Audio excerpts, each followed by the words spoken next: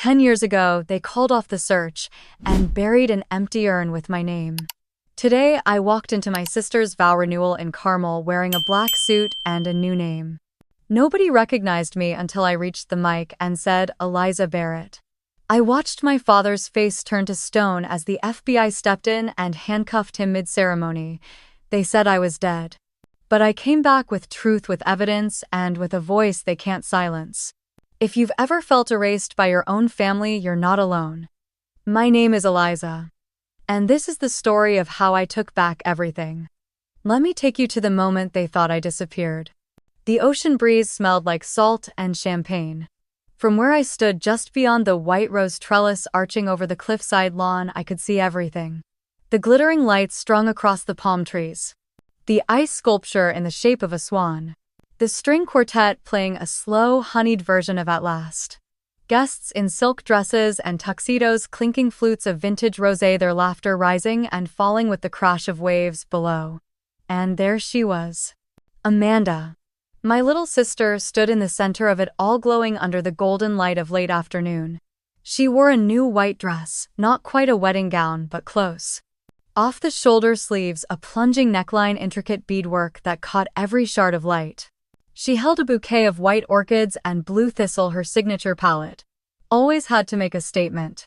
Her husband Noah stood beside her, tall, polished, exuding that carefully tailored charisma that made him the media's favorite rising star in California politics. 10 years of marriage. 10 years since their first wedding. 10 years since the day I disappeared. The irony was sharp enough to taste. This beautiful coastal estate, this picture-perfect renewal ceremony, all of it paid for by silencing me. The family they built on the grave of a daughter they'd rather forget. I stayed just beyond the stone archway, cloaked in the shadows of blooming bougainvillea.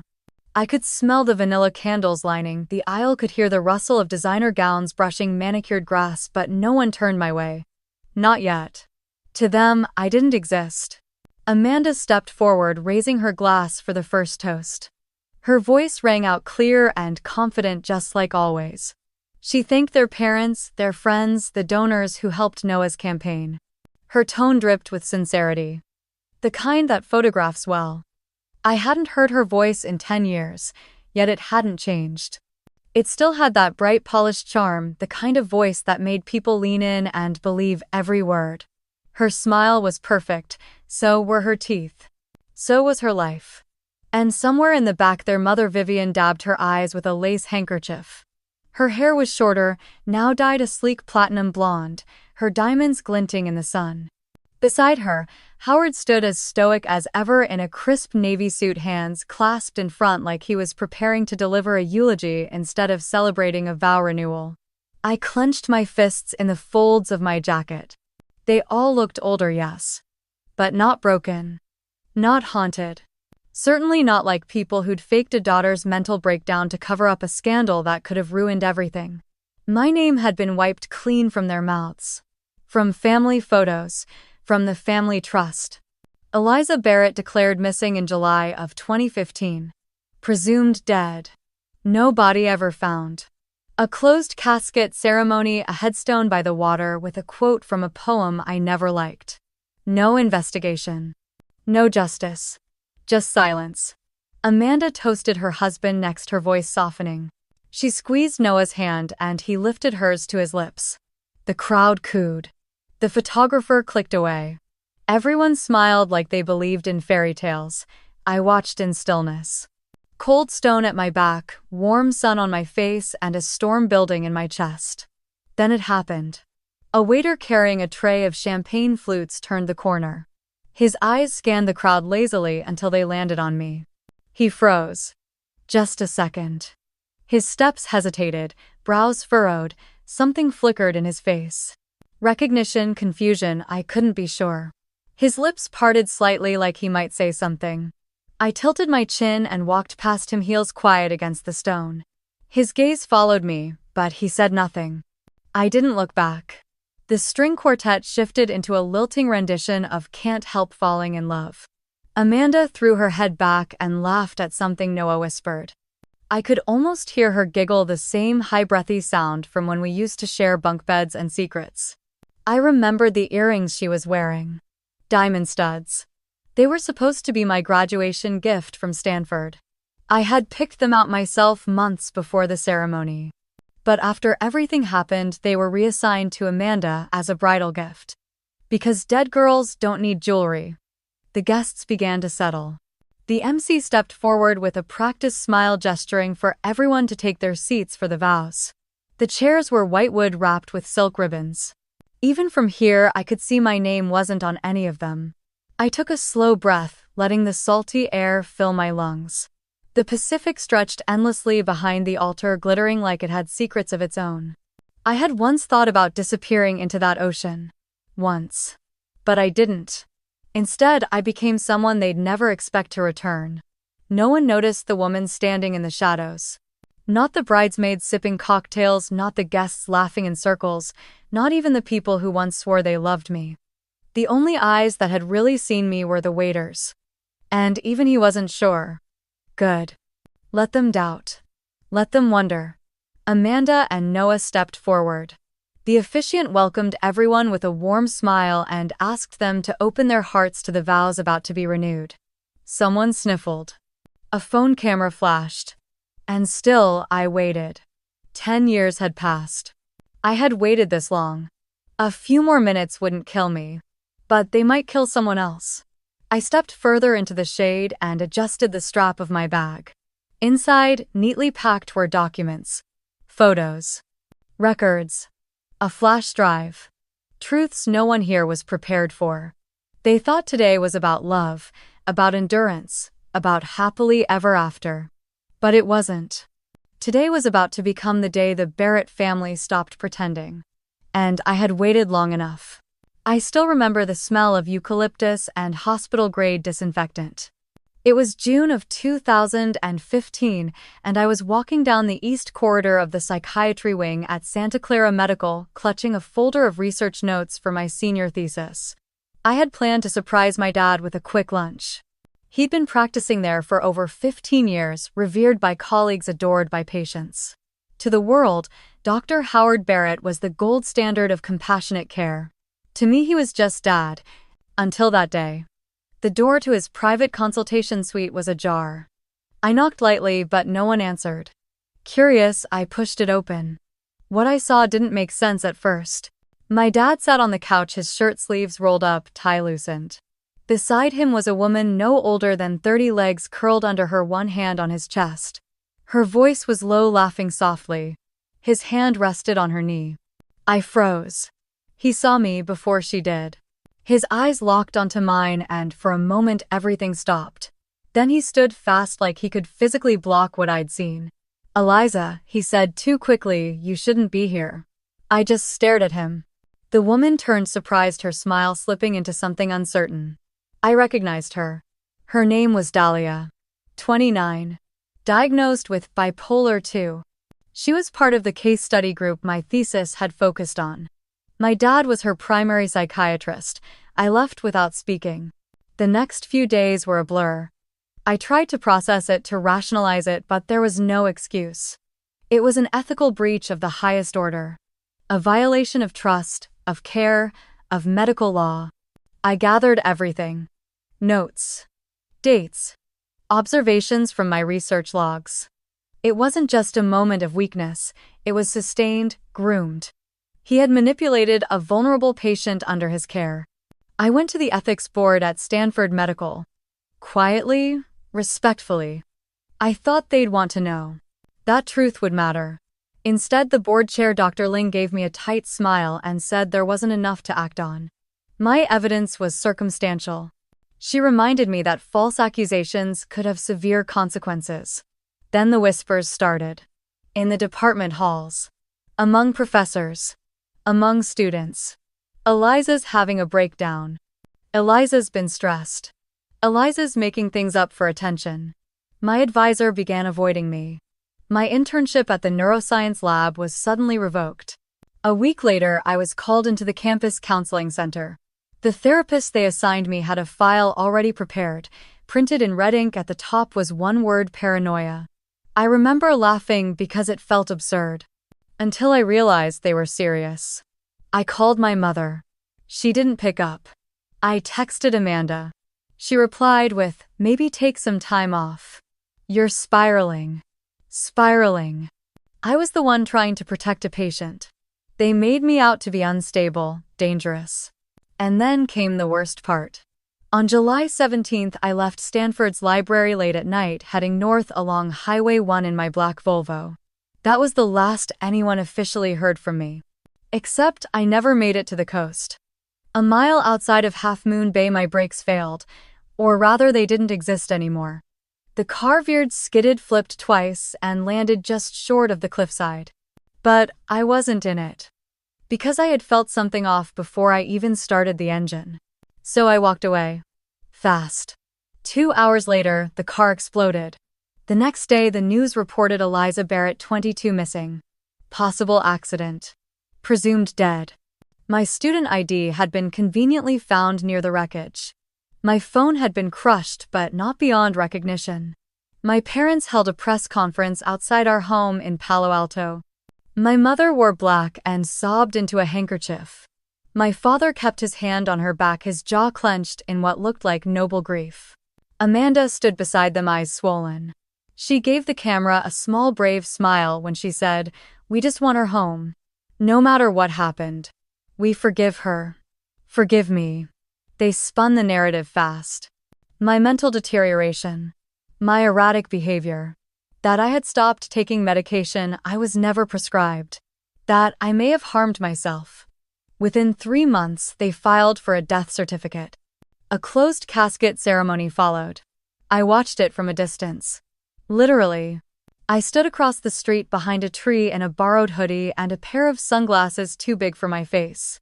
I saw my name etched in marble before I ever graduated. My friends laid flowers on a coffin that held nothing but rocks and regret. No one questioned it. No one looked closer. The insurance was paid out. The Barrett name remained untarnished, and Dr. Howard Barrett received a humanitarian award the following spring for his contributions to psychiatric medicine. I spent the next 6 years hiding under different names in different cities. First Santa Fe, then Spokane, then Missoula. I worked at diners, cleaned motel bathrooms, washed dishes at greasy roadhouses. I watched my student loans disappear with my identity. I watched Amanda get married on the cover of a bridal magazine. I watched my mother open a boutique wellness retreat in Napa. I watched them thrive. And I waited. Waited for a crack to form. Waited for a reason to resurface. Waited for someone to care enough to look for the truth. No one did. So I became my own reason. When I turned 28, I returned to California quietly. I started working at a legal records firm under a new name. I learned everything I could about estate law, about malpractice suits, about power of attorney. I built a file. A thick, ugly, irrefutable file. And when the time was right, I reached out to someone who could use it well. Now standing in the shadows of this vow renewal, watching them toast a perfect 10-year marriage, I knew one thing for certain. They thought they buried me. But I was the one holding the shovel now. The diners smelled like burnt coffee and overcooked bacon. That was where I landed when I crossed the California state line into Nevada, dragging a duffel bag with everything I owned and a name that didn't belong to me. Claire Monroe.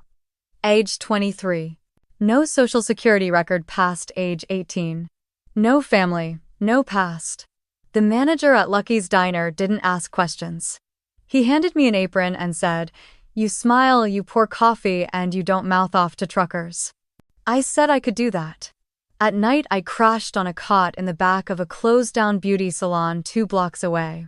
The owner, a widow named Marcia, let me stay in exchange for sweeping hair and fixing leaky sinks. My fingers bled more than once, trying to learn how to fix things. I didn't complain. The ache of being invisible started to dull. It became routine, 1 cup of coffee at a time, 1 empty stare at a time. Until Anita Torres walked in. She came in on a Tuesday morning wearing a red scarf and humming Billie Holiday. She sat at booth 5 and ordered black coffee and toast, nothing else. Her eyes were sharp, not judging, just watching. I brought her coffee and tried not to flinch when she said, "You're too smart for this place." I smiled but didn't answer. Next time she came in, she brought a newspaper. Slid it across the table when I topped off her cup. Page 7 had an article about Stanford's recent law school graduates. She tapped one name. "That ever cross your mind?" she asked. "Law school," I almost laughed. Instead, I cleared her plate. Third time she waited until I was off shift. She handed me a bag of fresh bagels and told me to walk with her. We sat on a bench outside the post office. "I used to practice law in Phoenix," she said. Corporate side. Retired early. Burnout, divorce, cancer scare. Pick one. She glanced sideways. "You're not just hiding, you're waiting. And you won't last long unless you do something that makes you feel real again." I didn't speak for a long time. Then I asked her hypothetically how someone might pursue a law degree without a legal identity. She didn't blink. Just said, "You're not the first ghost I've met, Claire." The next few months were filled with paper trails and false starts. Anita had a friend who worked at a local community college. They let me audit some classes under my alias. Philosophy. Intro to constitutional law. Ethics. Ethics was bitterly ironic. But the fire in my chest, the one that had burned quietly for so long, flickered back to life. Anita pushed me hard. Every paper came back covered in red ink. She made me rewrite arguments 3 times until they had backbone. She didn't care about my past, she cared about my mind. I rented a room above a hardware store. Bought a second-hand laptop. Took the LSAT using a loophole through a small online testing center in Reno. Scored in the top 5%. Anita said she was proud. I almost cried. By 25, I had earned admission to Desert Valley School of Law.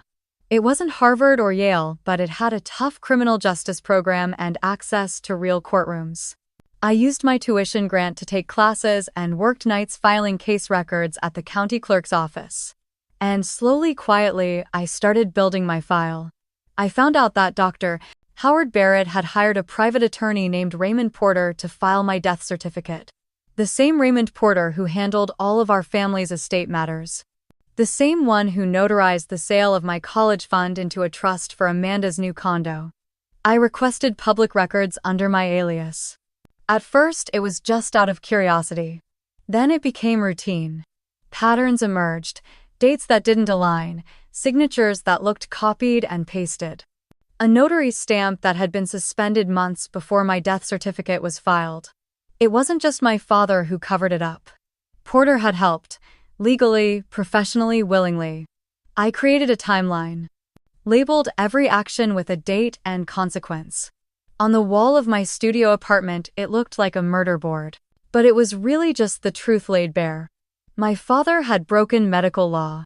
Porter had falsified legal documents. And the entire Barrett family had benefited from my absence. Still, I wasn't planning revenge. I wanted something bigger. I wanted exposure. I started writing a motion draft during my second year. Not to file. Just to practice. I outlined a civil suit for wrongful death declaration, misuse of trust funds, and legal malpractice. Anita reviewed it with a single raised eyebrow and muttered, "You could ruin lives with this." I said nothing. Because the part she didn't know was that I wasn't just preparing documents. I was also watching. Amanda's husband Noah had announced his candidacy for state senate that spring. Their social media pages were curated and polished. I watched interviews. I took screenshots. I noted every mention of family values and honesty.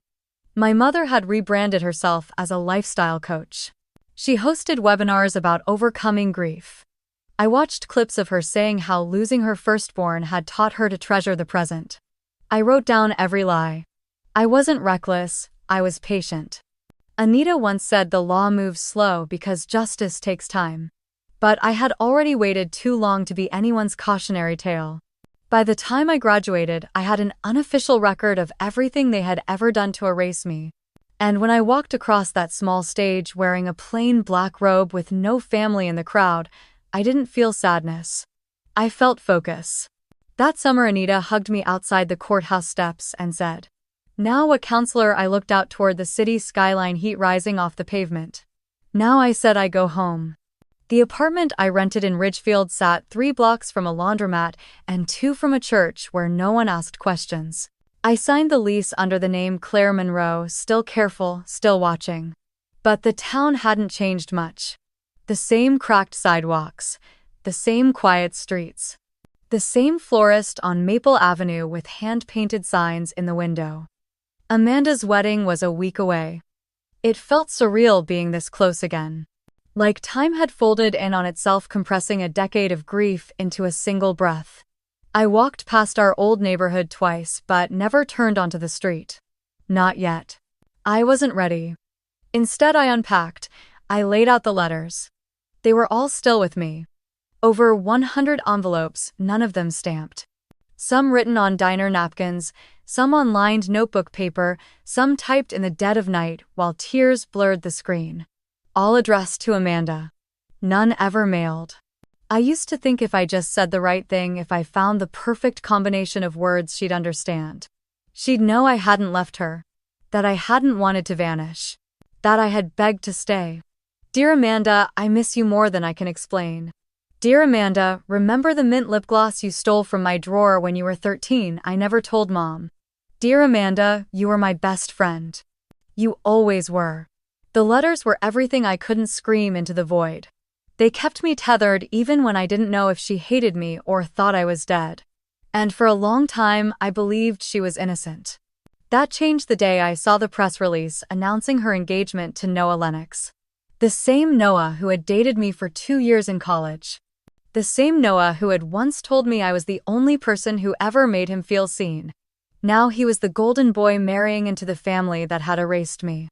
That day I stopped writing. But I never threw the letters away. 2 days before the ceremony, I visited the cemetery. Ridgefield Memorial Gardens was cold and too polished with manufactured stones and fountains that made grief feel sterile. I found it. The plaque. Eliza Jane Barrett, 1993. 2015, beloved daughter and sister. She walked with light. It took everything in me not to rip the bronze off the stone. I stood there staring until my knees gave out. I sat on the damp grass and pulled a folded letter from my pocket. The last one I ever wrote. My hands trembled as I held it. You don't know what they did. You don't know what they took from me. And if you did, would you still stand with them? I didn't leave the letter. I never left them. I kept them all. The groundskeeper passed by and paused. He looked at me for a long moment, then said quietly, "You her sister?" I froze. He didn't wait for a reply. Just reached into his back pocket and handed me something wrapped in plastic. A small weathered envelope, edges curled from time. It had my name. Not Claire. Eliza. Found this in the urn years ago. Parents came back for the ashes, told me to toss the note. I didn't. My throat closed. My fingers shook as I unwrapped it. The handwriting was unmistakable. Amanda. Eliza, I don't believe you're gone. I feel you everywhere. In the wind. In the way the sun hits my window. In the dreams I can't explain. If you're still out there, I hope you know I never wanted to let you go. I'm sorry I wasn't brave enough to fight harder. I'm sorry I let them silence me. But I love you. Always. Amanda. The world tilted. For a second, everything blurred. She had tried. At least once. The letter was old, faded, but real. Amanda had written it and tried to leave it in the urn. My mother must have taken it before I ever knew. Buried it again in silence. Cut off the only attempt Amanda ever made to reach me. I stared at the ground, heart pounding against my ribs like a prisoner behind bars. Could I have been wrong? Had Amanda been another casualty just like me, the easy answer was to say no. To cling to the rage that had kept me alive this long. But rage doesn't survive evidence. Not when the evidence is inked in your sister's hand. I folded the letter carefully and placed it with the rest. I didn't forgive her. Not yet. But I didn't hate her either. That night, I returned to my apartment and read every letter again, all 102 of them. Some felt naive now. Others still rang true. I didn't sleep. I couldn't. Because if Amanda had once tried to find me even in her own quiet way, then what did that mean for what I was about to do? What did it mean for the truth I was about to unleash? I watched the wedding announcement again. Her face was radiant. The perfect daughter. The perfect bride. The narrative was already sealed, but I was about to open a different one. I wasn't sure anymore if Amanda deserved what was coming. But I was certain my father did. And my mother. And the lawyer who signed the paper that said I was no longer alive. So I put the letters in a box, labeled it 2015-2025, and I locked it away. Because what was coming next wasn't about letters, it was about proof. I started with the county clerk's office not because I expected answers there, but because sometimes truth hides in bureaucracy. Ridgefield's municipal building was small, tucked between a diner and a hardware store with chipped linoleum floors and a front desk that smelled faintly of coffee and mothballs. The clerk looked half bored and half suspicious when I asked to view public records connected to Dr. Warren Whitman's private practice. She asked why. I smiled and said I was doing a research project on medical licensing and compliance. It wasn't entirely a lie. She led me to a dusty terminal in the back corner and typed in the access code. "You've got an hour," she said, then left me alone. The database was ancient. It wheezed and blinked like it hadn't been touched since the early 2000s. I typed in the name Whitman Medical and Diagnostic Center. Dozens of results popped up. Routine filings, licensing renewals, permit extensions. But then I found something odd. There were over 40 incident reports flagged but sealed. Each marked with internal notation referred to Office of Legal Counsel. No case numbers, no outcomes, just names. Patients who had filed complaints then suddenly retracted them or disappeared from the system altogether. One name jumped out. Maria Jennings. Age 32. Admitted for abdominal pain. Filed a complaint against Dr. Whitman in August 2013. Withdrawn 2 days later. I cross-referenced her address and found it connected to a vacant apartment in Ridgefield's old quarter. The building had been condemned. There was no follow-up, no forwarding address, no emergency contact. Then I found another. Kevin Tran. 19. Allergic reaction. Emergency visit in 2012. Filed complaint. Withdrawn after parental intervention. The pattern kept going. Dozens. I scribbled names and dates into a notebook, careful not to print anything that would draw attention.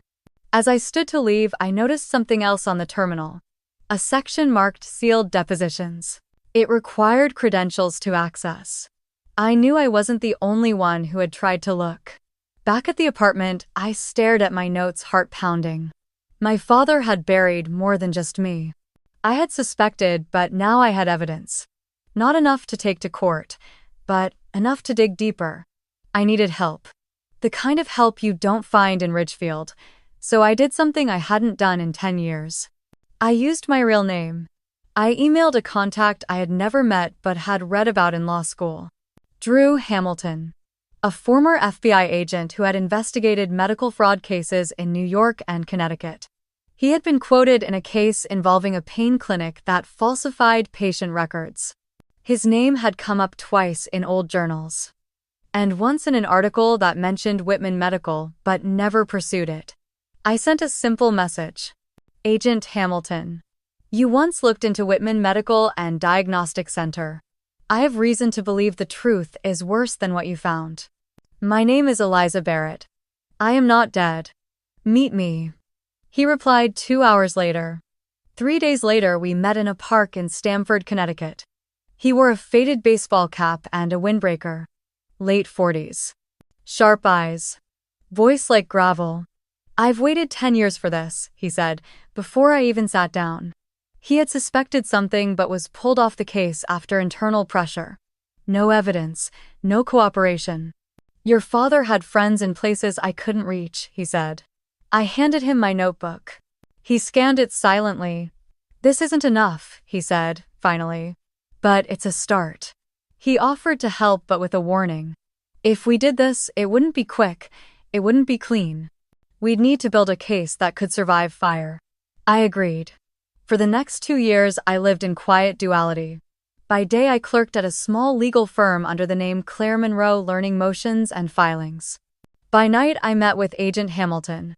We mapped every patient report we could find, every sealed complaint, every nurse who had left suddenly, every medical supplier who stopped working with Whitman Medical without explanation. Then came the second twist. Hamilton received an old tip from a nurse who had once worked under my father. She had left the state, changed careers, but sent a message anonymously. Ask about Vivian Whitman, my mother. I froze when he told me. Why? Hamilton looked uncomfortable. She made a report once. Back in 2014.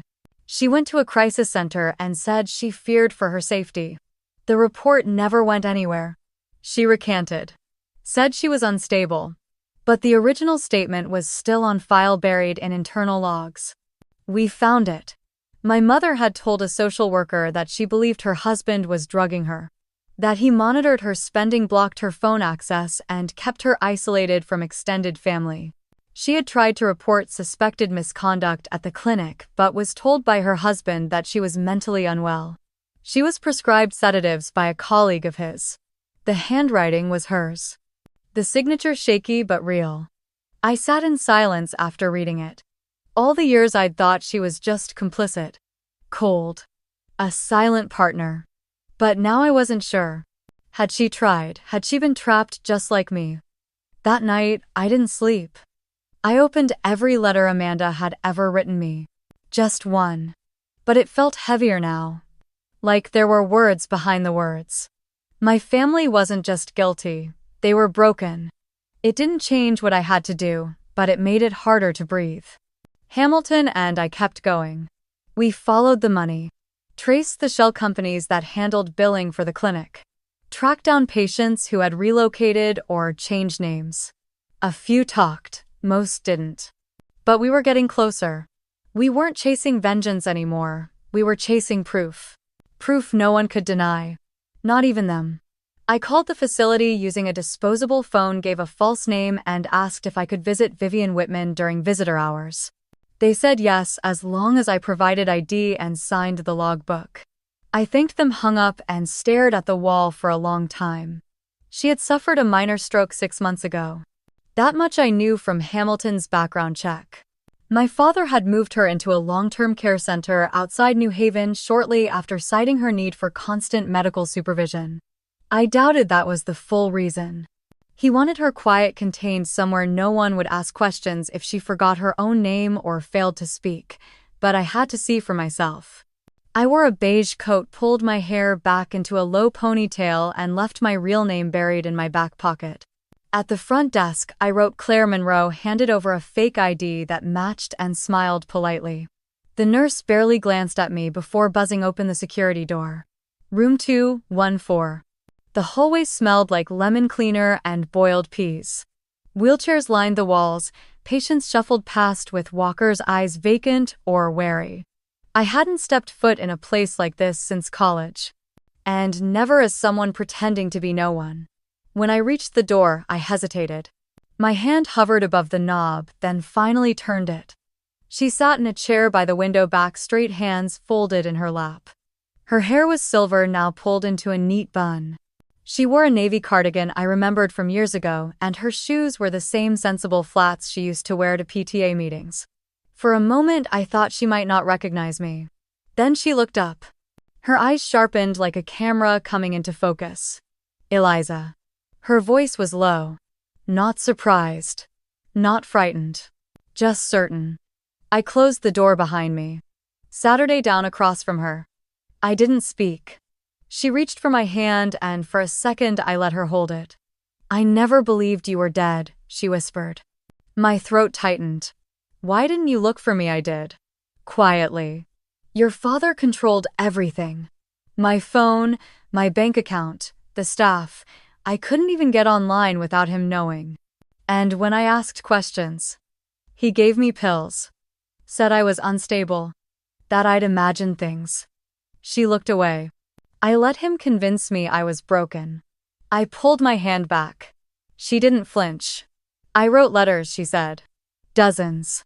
But he took them. Burned some. I found a few hidden under the mattress once sealed and stamped. But they never made it out. I felt the edges of myself start to crack. I had come here prepared for guilt, maybe excuses. I hadn't expected remorse. Then she reached under the blanket on her lap and pulled out a small wooden box. Old. Scuffed. Locked with a tiny brass latch. I kept this hidden in the false bottom of my nightstand. Your father never found it. After the stroke, they moved me here. I asked one of the nurses I trusted to bring it. She didn't ask questions. She set it in my lap. Inside were things I never expected to see again. The original medical intake forms from the patients I had found in the county clerk's office. Unredacted, signed. A cassette tape labeled July 2013 in my father's handwriting. And a letter. Unsealed, folded 3 times. I unfolded it slowly. It began with my father's name. Full name. A confession. A statement of liability. He wrote that he had altered dosages. Changed patient notes. That he had paid off a compliance officer to ignore audits. That he had silenced a whistleblower in 2012 using cash and threats. And at the end, he had written something I didn't understand. To Amanda and Eliza. You were never meant to see this. But if you do, I hope you understand. No signature. I stared at it for a long time. I didn't cry. Vivian reached for the tape. That was his voice. He recorded it after you left.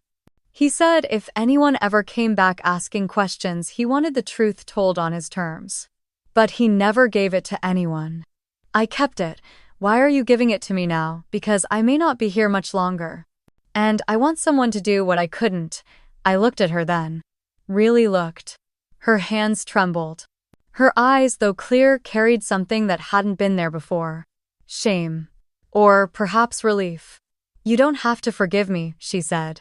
I don't expect that, but don't let him get away with it. I nodded. I slipped the tape, the files, and the letter into my bag. I locked the box and handed it back. Keep the box. I stood to leave. Will you come back someday? Maybe. She smiled faintly.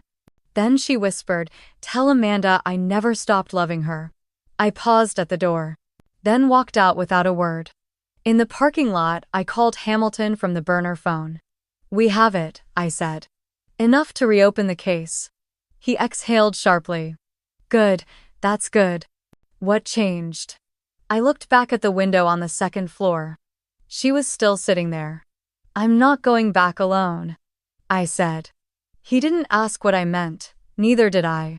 I had spent nearly a decade building a life in the shadows, and now I was preparing to walk straight into the light. Not as a ghost. Not as a rumor. As myself. With everything I had gathered, every piece of evidence, every painful truth.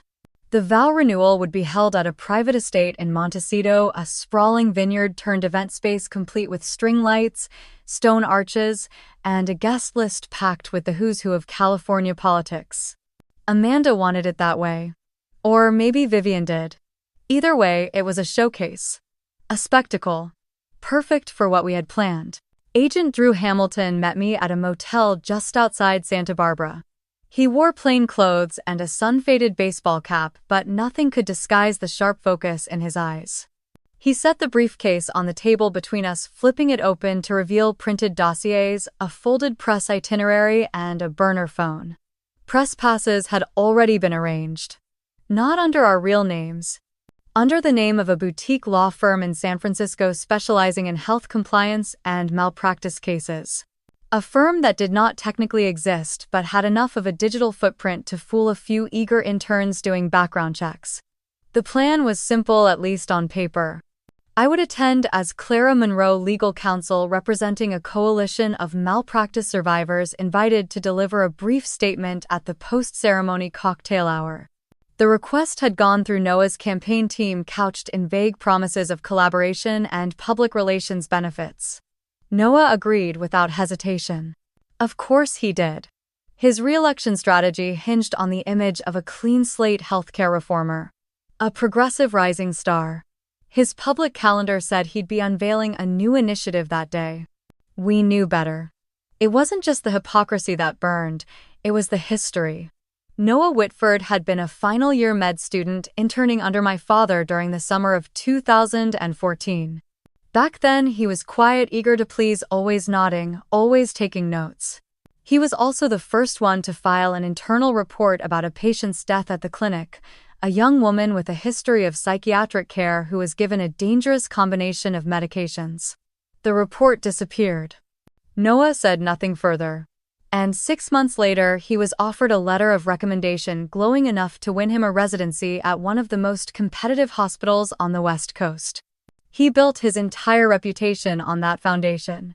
A career launched on silence. Now he was married to my sister, running for Congress, delivering speeches about ethics and mental health access. I wondered if he even remembered the girl's name. Her mother had left voicemails. I'd heard them. Long pleading messages to Dr. Barrett's office asking for someone to explain. No one ever called back. I had every file now. The emails, the case notes, the time-stamped security footage showing Noah in the office that day standing in the hallway while my father altered the medication records. The footage had been flagged but never reviewed until Drew found it. Back at the motel, Drew closed the briefcase. "You sure you're ready for this?" he asked. I looked him straight in the eye. "She deserves to know. Amanda. And the public does too. They've been lied to long enough." He nodded. There was a moment of silence between us, heavy but calm. "You're not just confronting them, Eliza. You're resetting history. Don't underestimate how messy that can get." I didn't reply. I didn't have to. I'd already spent years drowning in the mess. I wasn't afraid of the tide anymore. That night, I sat in my car and pulled out the stack of letters I'd never mailed. Pages of ink-stained hope addressed to Amanda. I had rewritten some of them over the years, unsure if I still believed the words. Others I left exactly as they were, raw, trembling, filled with a kind of grief only sisters understand. I picked one. The one I'd written the week after my funeral. "Dear Amanda, I wonder if you felt it. If you sensed that the story they told about me didn't quite fit. I wonder if you lit a candle because you believed, or because you were told to. I still remember your laugh echoing through the hallway when we were kids. It never belonged to silence. I forgive you. Even if you never ask me to. Even if you think I'm gone. Love, Eliza." I folded it again, my hands trembling. The next morning I met Drew near the estate. He handed me a press badge, a slim folder with talking points, and a tiny microphone embedded in what looked like a brooch. The estate gates opened at exactly noon. Cars rolled in like clockwork. Women in silk gowns and pastel hats, men in tailored suits laughing too loud. Cameramen, reporters, campaign volunteers. The air smelled of jasmine and ambition. I stepped through the archway into the courtyard, heels clicking against polished stone. No one looked twice. No one questioned why my face seemed familiar. Amanda stood under the arbor, in a pale blue dress, one hand wrapped around Noah's arm. She looked thinner than I remembered. Not in a sickly way. In a nervous, stretched, too thin kind of way. She smiled for the cameras, but it didn't reach her eyes. Vivian was there, too, regal as ever in a champagne-colored ensemble and matching gloves. She scanned the crowd with practiced poise, stopping only briefly when her eyes brushed mine. Her lips didn't move, but her gaze lingered. Just long enough to make me wonder if she knew. The ceremony began. Vows were exchanged. Applause erupted. A string quartet played something soft and forgettable. And then came the announcement. "We'd like to invite Clara Monroe, legal counsel representing the Malpractice Survivors Coalition, to share a few words about the future of health policy reform in this state." That was my cue. I stepped forward, one hand steadying the microphone, the other clutching the folder Drew had prepared. I looked directly at Noah, and then at Amanda. The silence before I spoke was the longest breath I'd taken in 10 years, and I wasn't alone anymore. The air outside the event hall in downtown Ridgefield carried a strange stillness. Not silence exactly, but the kind of quiet that pressed against your skin, reminding you to breathe slower, steadier. I stood under the shadow of the large awning, my hand gripping the edge of my black blazer. My palms were dry. My steps were deliberate. I had rehearsed this entrance 1,000 times in my head, yet nothing could prepare me for the rush of adrenaline that surged as I stepped through the double doors. The room was lavish. Crystal chandeliers sparkled above rows of white and gold chairs. A flower arch framed Amanda and Noah as they stood before their guests, the renewal of their vows, a carefully curated spectacle of second chances. Cameras hovered at the edges, operated by discreet media crews dressed to blend in. No one noticed me at first. My black suit was sleek but unassuming. The sunglasses concealed my eyes, but not my presence. I didn't speak until I reached the middle aisle. I stopped, removed my glasses, and said calmly, clearly, "Eliza Barrett." It was like a detonator had been pressed. A woman gasped. One of Amanda's bridesmaids stumbled backward, clutching her pearls. Amanda herself looked like she'd been struck by lightning. Her lips parted, but no sound emerged. Her bouquet slipped from her hands and thudded against the hardwood floor. Noah's jaw tightened. His eyes flicked toward the guests, toward the cameras, then toward the podium where a branded sign read, "Office of Senator Noah Whitmore." My father, seated in the front row beside his polished legal team, went rigid. The color drained from his face. For a moment he seemed too stunned to breathe. I continued walking, each step slow and steady, until I reached the platform. I turned to face the crowd, all their eyes fixed on me. Some squinted confused, others began whispering. And yet not a single phone was lifted. Not a single person dared interrupt. I pulled a folder from the inside pocket of my blazer. These, I said, are medical records from Brighton Hills Medical Center between the years of 2012 and 2014. They include patient files previously reported as lost, falsified, or misclassified. Among them is the chart of Maria Solano, whose cause of death was listed as cardiac arrest due to pre-existing conditions. I paused, then raised my eyes. That was a lie. A ripple moved through the room like a silent wave. I could see someone near the back recording now. I welcomed it. Maria Solano died on the table during a procedure performed by Dr. Howard Barrett. My father. The supervising intern at the time was Noah Whitmore. Noah's face turned ashen. He took a step back, bumping into the edge of the stage. I turned slightly toward the officiant, who had taken a cautious step to the side, then faced the crowd again. I have with me a signed confession. Notarized. Dated. Handwritten. It was never meant to surface, but it exists. And it proves a deliberate effort to conceal medical negligence, falsify death records, and intimidate a whistleblower who didn't survive long enough to testify. I held up another envelope. And this, I added, is the whistleblower's internal complaint. Submitted to Attorney Robert Porter's office. Sealed, ignored, and erased from the firm's records. I looked at the front row. "Mr. Porter, I believe you recognize your own handwriting." The old man didn't move at first. Then his fingers trembled visibly and a bead of sweat rolled down the side of his temple. His mouth opened but no words came. My father leaned over and whispered something to him, and Porter shook his head slowly, as if the weight of it all had finally broken his neck from the inside. I stepped aside as a figure emerged from the back. Agent Drew Hamilton. His FBI badge visible now.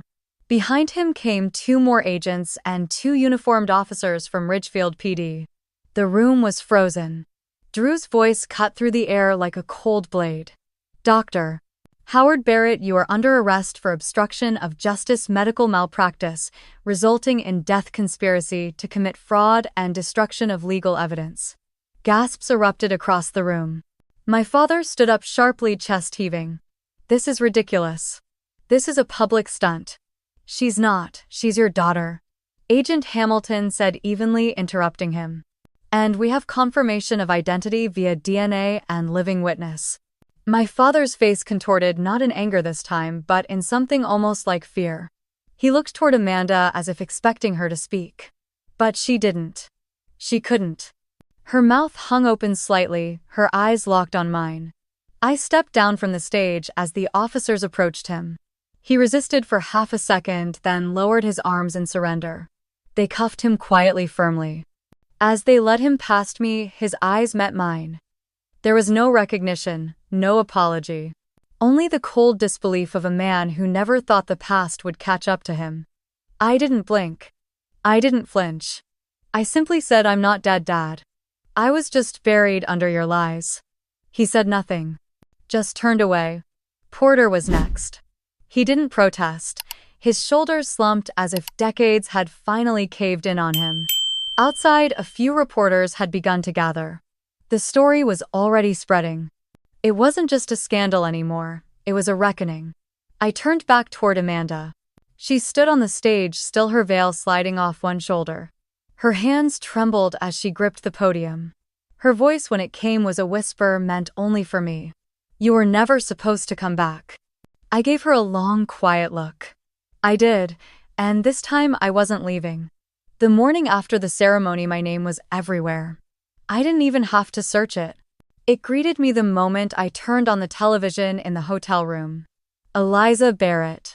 Headlines were using it like it had never vanished, like it hadn't been quietly erased from family trees and dinner tables.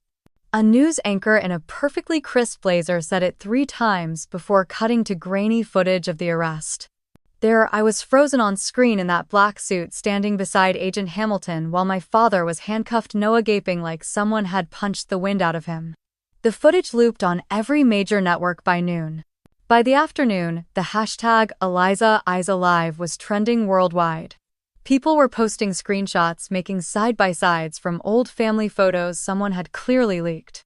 Clips from 10 years ago of Amanda's original wedding, now dissected with the attention of a true crime documentary. Commentators debated the ethics of the Barrett family for 30-minute segments. Analysts speculated what this meant for Noah's campaign, for the future of Barrett Wellness Group, for the upcoming medical licensing reviews across the state. And yet, none of that noise touched me as deeply as one simple message. Amanda, meet me. Low tide. Parker's Cove. You know the spot. I did know it. That stretch of rocky shore just beyond the last pier where we used to collect sea glass. Where we built sand forts and buried time capsules and once fought so hard over a popsicle that Mom made us hold hands until we apologized. I didn't respond, I just went. The wind had picked up by the time I reached the beach, the kind that whips your hair in sharp directions and makes every word feel more urgent. She was already there, sitting on the rocks with her heels tossed beside her and her phone clutched in both hands like she didn't know what else to do with them. She looked up as I approached. I could see it in her face. The confusion, the grief, the anger, but also the exhaustion. Not the kind from lack of sleep, but from the weight of carrying a lie too long. "You're really here," she said, standing slowly. I stayed a few feet back. "I am. You let me think you were dead. You helped them write the eulogy, Amanda." She winced like I'd slapped her. "I didn't write it. Dad had a staffer do it. I read it because they told me I had to. You were 24. Not a child." She dropped her gaze, shoulders curling forward. I was scared.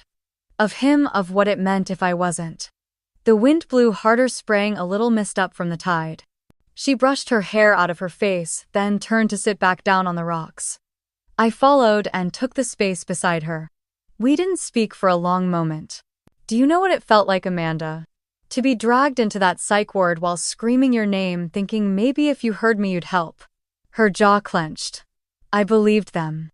I believed he had to send you away for your own good. And then after, I thought maybe you had hurt yourself. He told you I was unstable, dangerous. He told everyone. I nodded slowly, letting the silence settle again. Then I reached into my coat pocket and pulled out a small envelope. I placed it between us. Vivian kept that. The original patient file. And the confession letter. He never meant to send it, but he wrote it. It's in his handwriting. She didn't reach for it right away. She stared at the envelope like it might burn her fingers.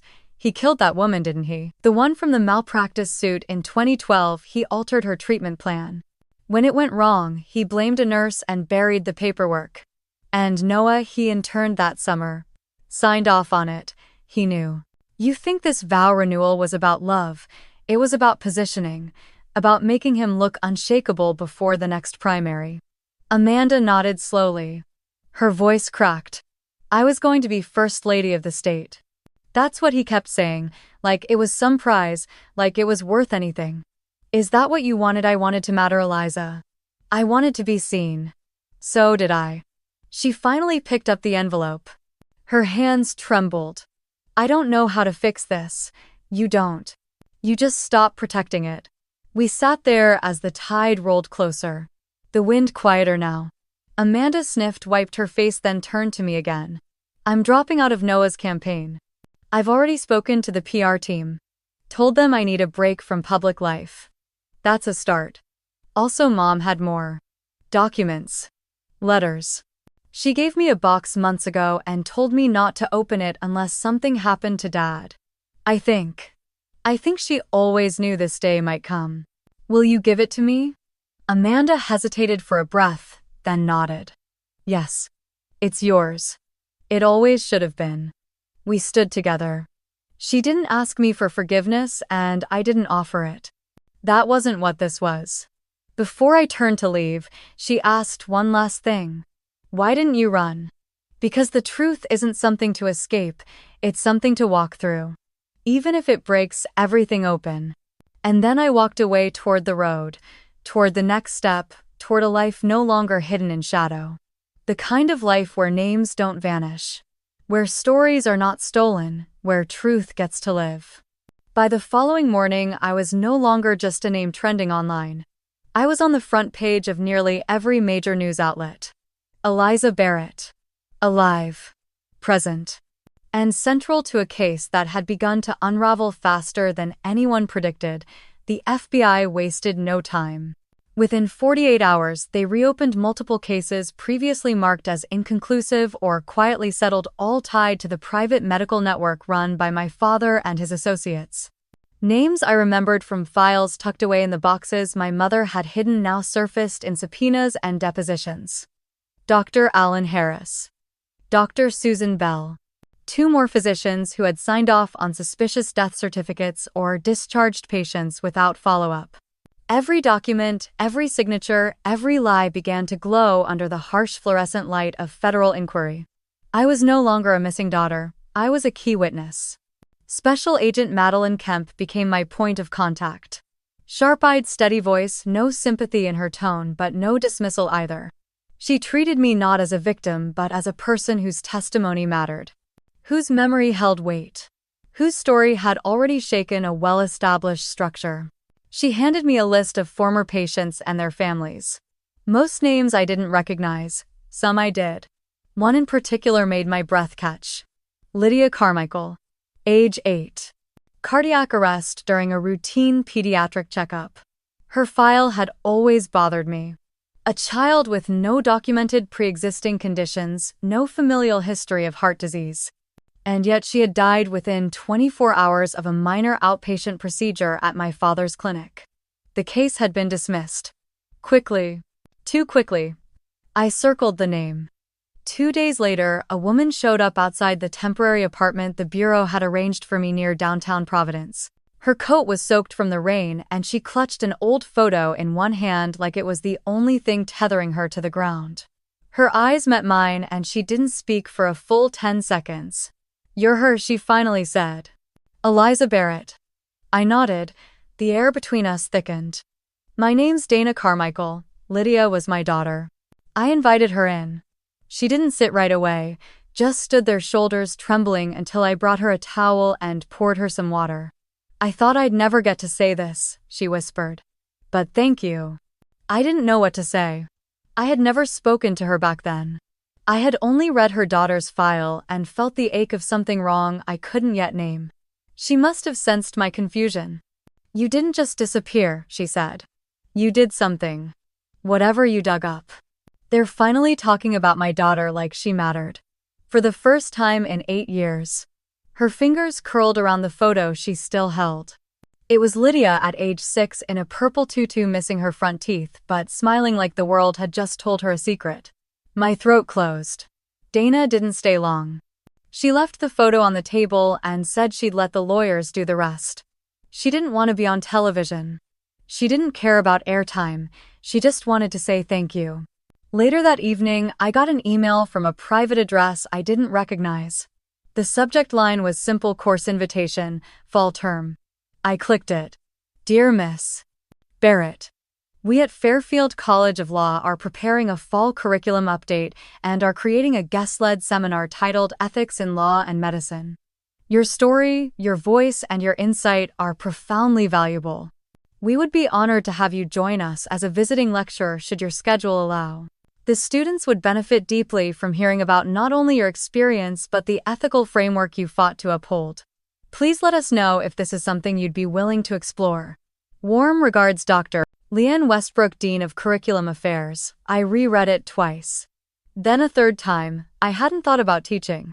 I hadn't thought about law school in years, except as something I had nearly finished, something that felt like a different life altogether. But the idea lingered like warmth in a cold room. Not just because of the prestige, because of what it meant. Sharing, not hiding.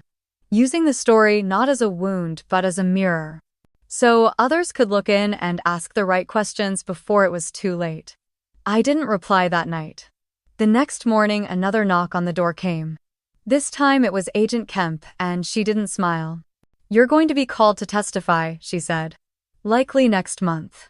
Preliminary hearings are starting for Barrett and Porter. And some of the sealed settlements might be overturned depending on what else we find. She placed a folder on the table thicker than before. What's this? I asked. Timeline. Charges. And media strategy. The press is going to keep circling. You'll need to decide what you want your role to be from here on out. I opened it. My father's name was on the first page. Fraud. Malpractice. Negligent homicide. And 3 counts of evidence tampering. There would be more. The ink was barely dry. For a second I imagined the courtroom, not as a victim behind glass, but as a witness. Present. Sharp. Ready. The years they'd taken from me weren't coming back, but the words I'd speak in that room, they'd count. I picked up Lydia's photo and placed it next to the file. I looked into that toothless smile again. And I felt something I hadn't felt in a long time. Purpose. The world had already buried me once. They weren't going to get a second chance. I looked up at Agent Kemp. Tell the Bureau I'll be ready. Tell the court I'll be honest. And tell the press they can ask their questions. But this time they'll be hearing my answers. All of them. It was just past 6 in the morning when I pulled into the old cemetery in Northbridge. The summer fog hadn't lifted yet, so the air was thick and quiet the way it gets in New England before the sun burns through. I parked by the edge near the sycamore tree I remembered from childhood visits to my grandfather's grave and walked the rest of the way in. Plot C, row 9, stone 12. My name was still etched into it. Eliza June Barrett, 1993. 2015, beloved sister, kind soul gone too soon. The first time I saw the gravestone had been in a grainy photo years ago from Amanda. She had taken it during one of her many solo visits and sent it to a P.O. box we used back then. I remembered the caption in her handwriting. For the world you're gone. For me never. Now I stood in front of it, flesh and blood. No disguise, no fear. Just the strange surreal weight of visiting your own grave. The marble was a little weathered, speckled with moss at the base. Someone had left a dried bouquet there, brittle with time. I knelt and cleared the dead stems away, then reached into my satchel and pulled out the fresh bouquet I brought. Stargazer lilies, blue hydrangeas, and a sprig of rosemary. My grandmother once said rosemary was for remembrance. I didn't know if I believed in signs anymore, but it felt right. I set them down carefully and let my hand rest on the stone. Cold but grounding. Then I opened the side pocket of my bag and took out the old envelope Amanda had once placed in the urn. When she gave it to me days ago, she said nothing. Just pressed it into my hand, her eyes rimmed red, and said, "Read it when you're ready." I had waited. I had needed space from everything. From her tears, from the noise. From the questions everyone still wanted answered. Now I sat on the low concrete bench beside the grave and broke the seal. The paper was creased, faintly smudged from where water or maybe tears had touched it. Her handwriting was exactly as I remembered it. Sharp on the angles, looped on the vowels. familiar in a way that hurt. Eliza. If you're reading this, then maybe somehow, some impossible way you're alive. Maybe this is foolish, but I needed to write it. I needed to tell you that I am sorry. I didn't believe you back then. I should have. I should have seen it. I was so desperate to keep the family from falling apart that I ignored the parts already broken. I let them tell me you were unstable, that you needed help, that you didn't know what you were saying. But the truth is, I didn't listen. I was afraid of what would happen if you were right. If you are out there living a different life, I hope you are safe. I hope you are happy. I hope you found someone who sees you for who you are, not who they wanted you to be. And if you're gone, if this urn is all that's left, then I hope you can forgive me. I would give anything to go back and believe you when it mattered. Love always, Amanda. I didn't cry. I thought I might, but I didn't. Instead, I just sat with it. With all of it. The guilt in her words, the longing. The truth she had only been brave enough to admit when she thought I was already ashes. It was not an apology I needed anymore.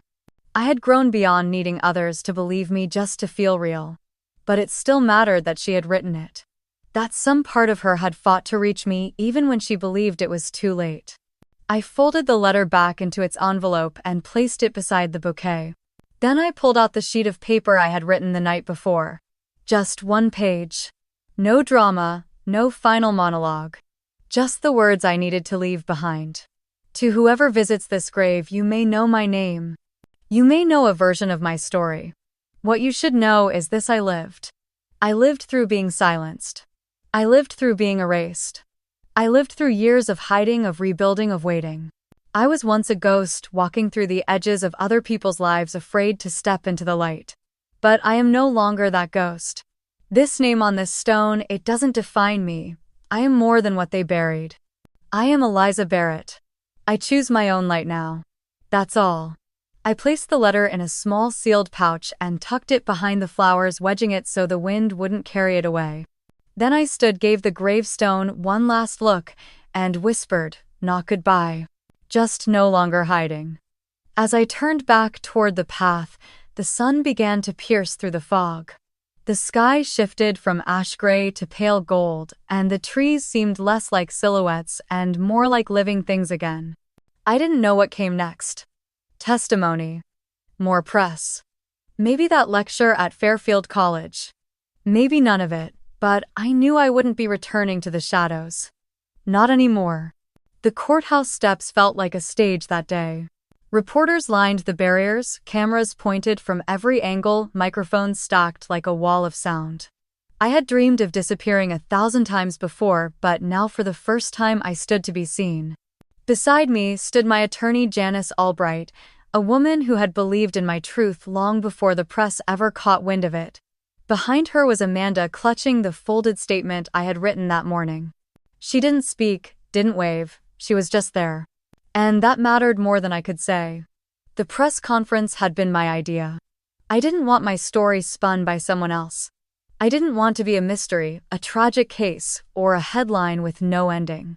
I wanted to reclaim my own narrative, to say the words myself. So I stepped forward. Thank you for being here. Some of you may have known me by a different name. Some of you may have believed I was dead. 10 years ago, that's exactly what they wanted you to believe. I paused and let the silence settle. My name is Eliza Barrett. I was born in Ridgefield, Connecticut. I was a pre-med student. I had a family, a future, and a truth no one wanted to hear. When I spoke up, I was erased. My identity, my records, even my death certificate were forged. I became a ghost because telling the truth meant risking everything. But I am not a ghost anymore. I am standing here to tell you that silence is not safety. And hiding is not healing. The words came out steady. I had rehearsed them in my mind for weeks, but now that I said them aloud, they felt heavier, realer, like each word was hammering a nail into the coffin of the past. I am here to announce the launch of the Barrett Foundation, a legal and advocacy organization committed to helping victims of medical abuse, whistleblower suppression, and enforced silence. Our goal is to protect those who are threatened into vanishing. To make sure what happened to me never happens again. From the corner of my eye, I saw Amanda wipe her cheek. She wasn't crying hard, just enough to blur the edges. Behind her, a few members of the press lowered their cameras. Some looked shaken. Some scribbled furiously. I turned to Janice and nodded. She stepped up and fielded questions while I stood still, letting the noise move around me. It wasn't overwhelming this time. It was just life. A very loud, very public life I had fought hard to return to. Afterward, we moved inside. I had one final stop that mattered more to me than any headline. In a private courtroom upstairs, a judge sat with a small file in front of him stamped in red, "Case reopened." He looked at me, at the affidavit, at the updated forensic records, the DNA reports, and the prior suppression files. Then he said, "Miss Barrett, I want to formally apologize on behalf of this court. Your name was taken from you. Let's fix that today." And just like that, it was done. In the hallway outside, Amanda met me with a small box.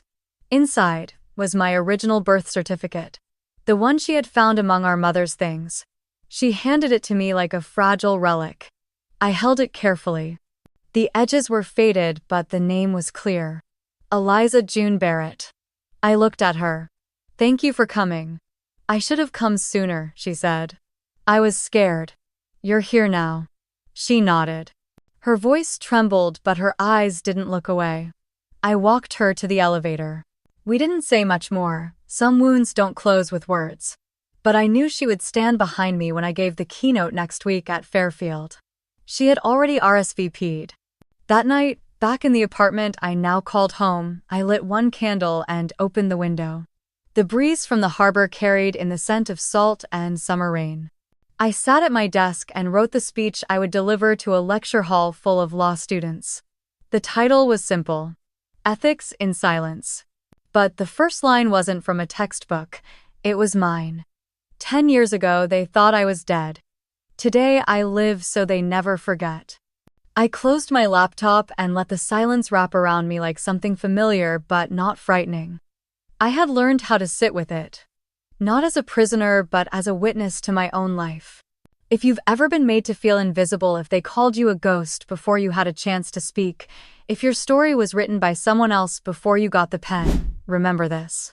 You're still here. And if you ever felt like you disappeared from your own life, tell that story. Loud or quiet. In courtrooms or classrooms or whispered phone calls at midnight. Tell it. Don't let anyone write your ending for you.